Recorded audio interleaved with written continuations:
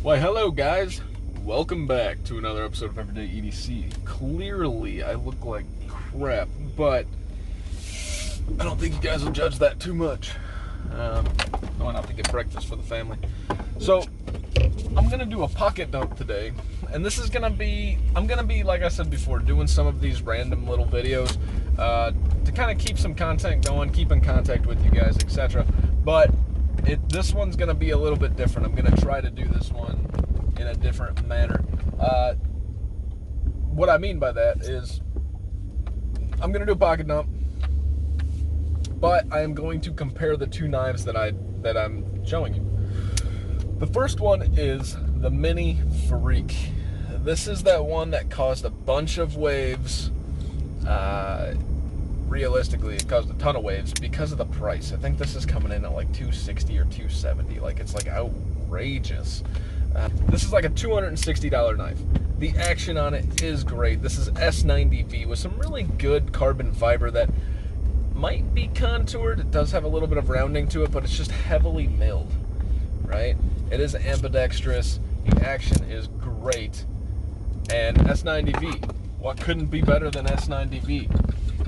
I'm starting, like, in my path of reviewing knives and everything, I'm enjoying more the Neves knives, the Super Steel Steves, the Cedric Ganetas, more than I'm enjoying the reviews themselves. I'm not going to try to jump on board with the testing because I'm not good enough to test, but I probably will start doing more sharpening videos, those types of things, because I'm learning a lot, and it's through the help of, you know, Jared over at Neves Knives. He and I haven't been in contact. I just literally watched like his whole sharpening playlist like 2 or 3 times. And then Super Steel Steve, every time that I have an issue sharpening a knife, I contact Steve and I'm like, dude, what is going on? Like, there was one time somebody at work gave me this knife that I couldn't even tell the steel. It was so soft. And I was using my Waterstones. I got the edge there. And then I went to... So I'm gonna finish this story because apparently I sidetracked and never finished it. So I got to a point where I couldn't sharpen it, and I would try to cut a hair off my leg or something like that to check the sharpness. And what ended up happening is the edge was like falling apart after the first cut that it was making. So I talked to Steve, and he's like, "Yeah, dude, that's pot steel. We call that beer can steel. It's garbage." Yeah. So long story short, there's crap steels, and I learned through it, and I learned through him. Moving on, back to the video. Like, check a hair. Like, my test, if it's sharp, is if it cuts through hair, and then I take it to paper, and as long as it cuts all the way through paper, which that's going to change too. I think what I'm going to do is I'm going to start running my nail up it after I do the check, because I'm finding so many imperfections. That's what I mean. Like, I want to start doing sharpening videos for those of you that are interested in like the freehand sharpening, because I've learned it firsthand, and it's not on my own. I mean, I've learned it through other people, so you could always go back and watch them, but it just kind of adds to the content. I'm not going to take theirs, but I'm going to show you my experiences growing up and consolidate everything that I have. But I forgot how I got on the topic of sharpening. Anyways, so that's the first knife in my pocket.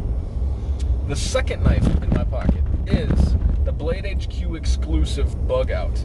Ryan and I traded for this, and I was gonna re-review the Bugout because the knives that I've reviewed back in like 6 to 9 months ago, I was just starting out as a reviewer.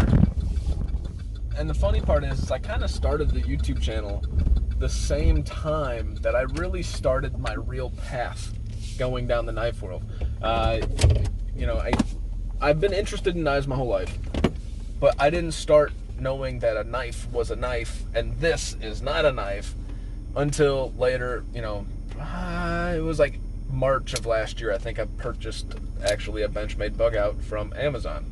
That was the very first thing that I purchased, and then I bought some James brand stuff, not knowing any better, which I did a review on the Carter, called it overpriced. Now all of a sudden James brand's getting all this freaking hype because of that one stupid but cool integral that it came out with that's built by Riot.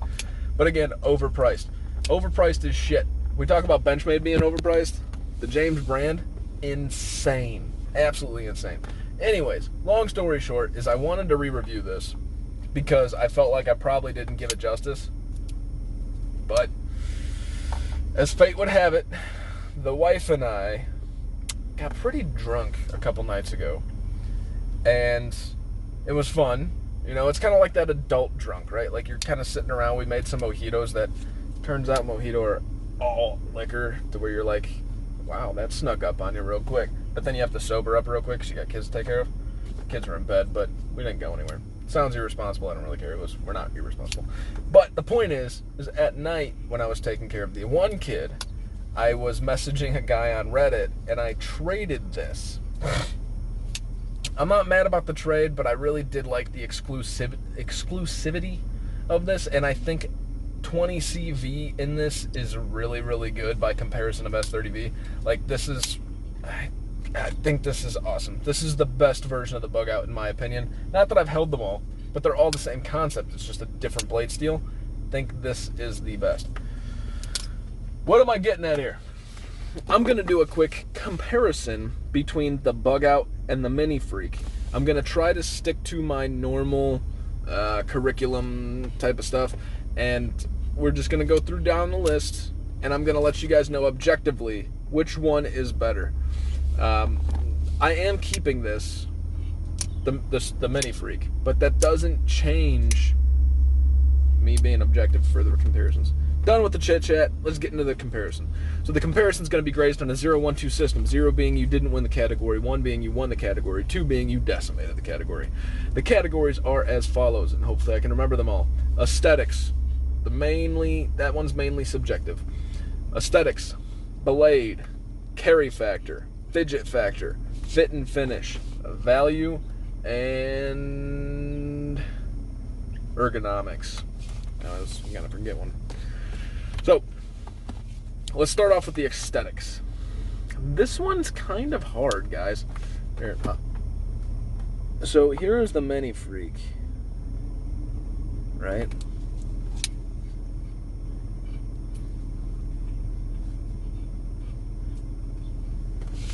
Here's the Bugout.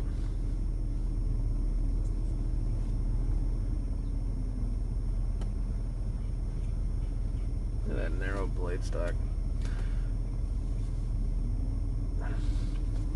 And this is the Blade HQ Bugout. This thing looks really, really cool. So if this was any other Bugout, this would be easy. This one hands down. But the Blade HQ exclusive model alone, I'm gonna actually have to say I'm gonna still give it to the Mini Freek. Let's see. I'm gonna still give it to the Mini Freek, but it's not by much, guys. So the Mini Freek's gonna get a +1 for the aesthetics. I mean, that was a hard one to give it to. I like them both. This is one of those ironic parts where nothing really stands out. That's a +1 for the Mini Freek. Next, let's get to the blade. So the blade shapes are pretty similar. The grinds are relatively similar. Let's see if we can get this. There's this one. It's not picking up the black very good. So the grinds are pretty similar. Difference is this one doesn't have a swedge coming on down the nose. Why? Because it's, I don't know, they should have put one on. The blade stock's super thick, maybe because it's S90V and they didn't want to work with it. The blade lengths are, the Bugout's got it, but not by much. Like, let's see if I can show you guys. That's about the difference right there. Trying to compare like the cutting edges. See, the Bugout's got it, but it's by like an 1/8. This Bugout is in 20CV. This Bugout is in S90V. This blade is way thinner on the Bugout than the Mini Freek. See that there? So this is going to be a much better slicer. I know, S90V, awesome, right? 20CV, awesome, right? Yes. So what I'm getting at here is that I actually, after sharpening this S90V, freaking hate S90V. I couldn't get this thing to an edge. I was like, this is going to be harder, so it's going to come to a much more finer edge. No, I had a moment of stupidity where I wanted to be arrogant and try to do it on some Arkansas stones. Absolutely retarded. Stupid. But then I moved to my diamond stones. Got a burr, got the burr off, cleaned up the edge, honed it, stropped it. Sucks. I got so much work to do with this The good news is it's learning. The bad news is I'm learning on like a $280 knife. The S90V is a pain in the ass. M390, 20CV, and 204P, once you know how to sharpen generically, fantastic when heat treated well. I've had it to where the burr forms a hair, and I can just literally almost peel it off. Not that you should, but it's like falling off, and I've had one this long coming off of the blade. It's great. This one ticked me off, and after talking to some better sharpeners in the industry than myself, which is everybody who sharpens, they like that. They do say that Benchmade's S90V is a little gummy, so it takes a long time to get to the steel. That's going to be harder. Now, I'm only regurgitating information there. I'm not even going to put a name out there to say who said it, because I don't want them to be like, dude, no. So, but yeah, so I don't value the S90V as much. Long story short, this is going to be more slicey, more thin, more blade length, and an equally, if not, it's not better steel, but it's more well-rounded steel in my opinion with the 20CV. So the Bugout's going to get a +2 because way more slice. Every factor there is better, right? So the Bugout's a +2. This is a +1 for aesthetics. Let's get the carry factor. Hands down, no questions asked. If you look at how deep this carries, how narrow one is over the other. Let's see. Can I show you guys that? The Bugout's much more narrow. It's a little bit taller, but not by much. And it's a Bugout, guys. It's gonna carry. This should win a carry 2-0 every single time. So blade and carry are going to the Bugout, and so that makes it a 4-1. Fit and finish. This is one that's it's kind of unfair for the Bugout, but the unique thing is they're kind of both built the same. The Mini Freek is all carbon fiber, and it has the same type of cartridge liner that the Bugout does. I can't really show you guys here, but the Bugout's liner comes down to here, and everything else is G10 or whatever this is made out of. I think it's G10. The Mini Freek is all carbon fiber, and its liner goes down to there. That's it. So, I mean, realistically, these guys are made. I mean, the only reason that I might give it to the Mini Freek is like there's more things going on, and I have less issues, but I don't know that that's really a fit and finish thing. I think it's just, I can't give a fit and finish. I can't. So I'm not going to give anyone fit and finish. It's going to be zeros. Next, let's get the fidget factor. So this is where it gets interesting, and I actually have a couple tips for you guys. This Bugout, great fidget factor. No problems whatsoever. Right?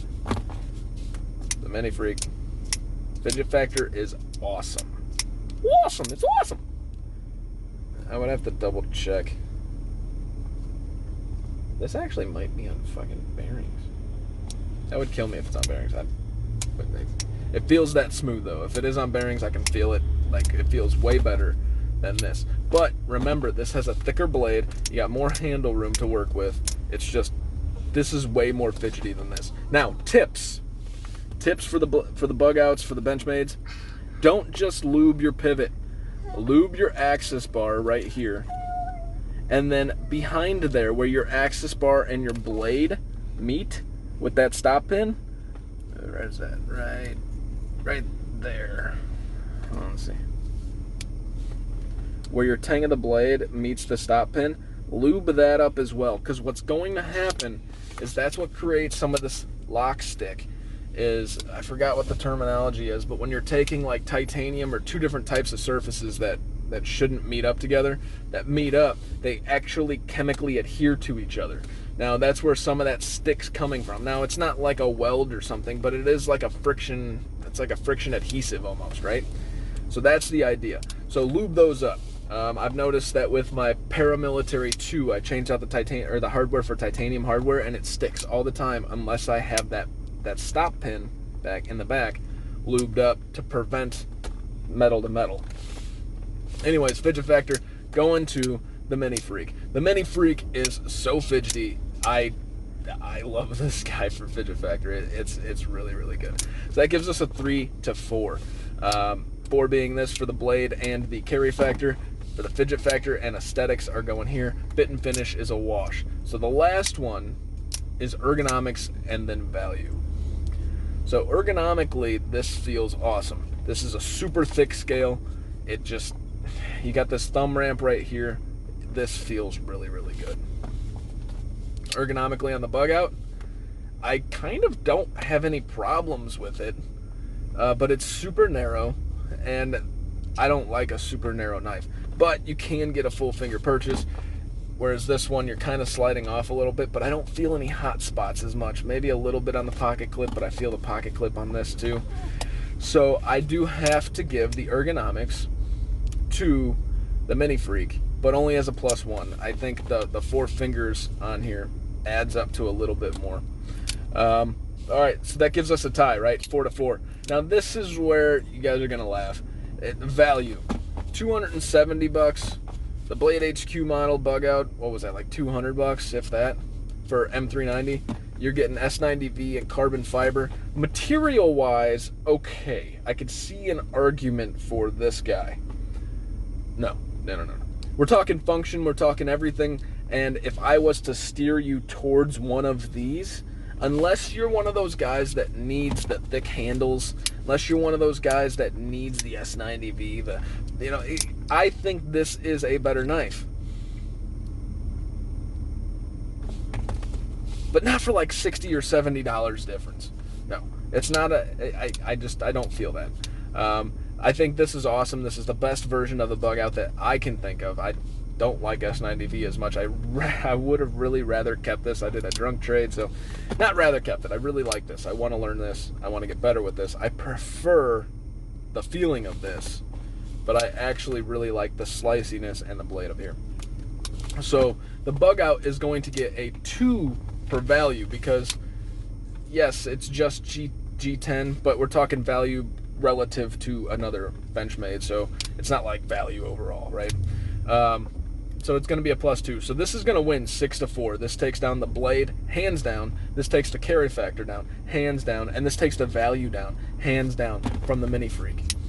The Mini Freek gets a 1 for aesthetics. It gets a 2 for ergonomic, or a 1 for ergonomics. And then it got a 2 for fidget factor, right? Fit and finish was a wash. So your Bugout, Blade HQ exclusive, is awesome. If you like the Bugout, this looks good. M390 or 20CV steel is great. You guys won't be disappointed. That's all I got for you guys today. If you want my recommendation, I really do like the Mini Freek, but not for the freaking price. I don't like the price on this. I really do like this. This is even kind of overpriced, for what you're getting. If it's coming in at around $200, if it's less than 200, steal.